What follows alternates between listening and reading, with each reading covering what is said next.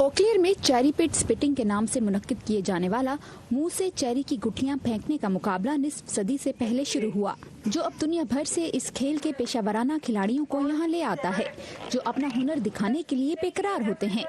कई खिलाड़ी हर साल यहां आते हैं, जैसे 2019 के चैंपियन केविन बार्ट्स। मैंने 10 साल की उम्र से इसका आगाज किया। मेरे वालिद भी चेरी की गुठलियां फेंकने का फन रखते थे और वो खेतों में काम करते थे।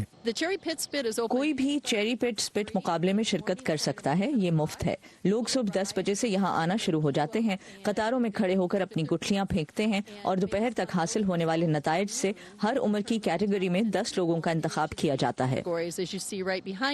आम असूलों के अलावा जो हर कैटेगरी के लिए मुख्तलिफ भी हो सकते हैं, यहाँ कोई सख्त असूल नहीं रखे गए, सवाए इसके कि बारूदी मवाद, केरोसिन या आग का इस्तेमाल नहीं किया जाएगा और चेरी की गुठली को अपने नाक से फेंकने की कोशिश तो ना ही की जाए। मेरे ख्याल में ये बहुत मजे की चीज है।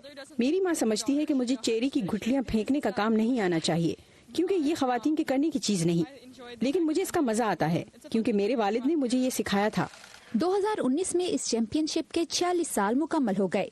इसे मुनक्किद करने वाली लिन सेज के लिए ये खानदानी रवायत है। उनके वालिद ने कई सालों पहले इस चैंपियनशिप का आगाज किया। 1974 में मेरे वालिद सोच रहे थे कि चेरी से निकलने वाली गुठलियों का क्या किया जाए। आप चेरी खा लेते हैं और गुठली बच जाती है, और इसे थूकने से ज्यादा कुदरती अमल कोई नहीं।